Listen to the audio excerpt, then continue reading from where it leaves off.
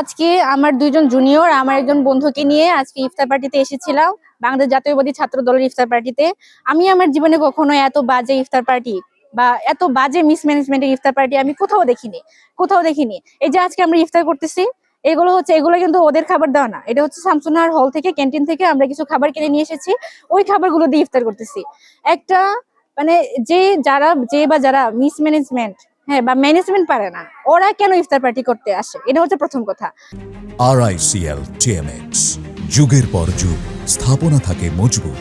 আর দ্বিতীয় কথা হচ্ছে, ওদের কয়েকজনের সাথে আমার কথা হয়েছে, ওরা বললো যে 1500 জন শিক্ষার্থীকে নাকি ওরা খাবার অলরেডি দিয়ে ফেলছে। কিন্তু আমার চোখের সামনে আমি 1500 জন আমি পেলাম না। ওই খাবারগুলো তাহলে কোথায় গেছে? আজান পড়ে গেছে, আজান পড়ে যাওয়ার পরেও মানুষ পানি পায় নাই, মানে অ্যাটলিস্ট পানি তো দিত, পানিটাও পায় নাই, খেজুরও পায় নাই। আজান পড়ে যাওয়ার পরেও মানুষ হচ্ছে খাবার পায় নাই। তাহলে এটা মানুষের রোজাদারকে সোয়াব কামাতে, যে নিজেকে পাপ কামাই ফেলছে না? এতগুলো রোজাদারকে কষ্ট দেওয়ার কি দরকার ছিল?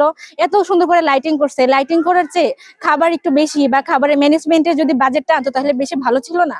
আমরা প্রথমে দেখলাম কতগুলো মানুষ হচ্ছে তারা হচ্ছে প্রথমে হচ্ছে ব্যাগের মধ্যে ভালো বক্সের মধ্যে খাবার পাচ্ছে, এরপরে খাবার দিল ওয়ান টাইমে, তারপর কিছুক্ষণ আগে দেখলাম কি পলিথিনে খাবার দিচ্ছে।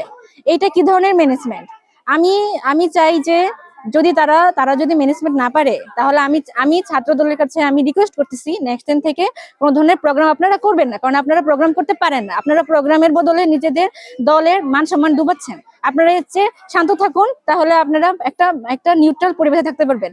এসব প্রোগ্রাম করতে গিয়ে নিজেদের গুণ কীর্তন বা নিজেদেরকে তো ভালো করে ফুটাতে পারবেন না, বরং নিজেদের ভোট কমবে, মানে নিজেদের মান সম্মান ডুবাবেন।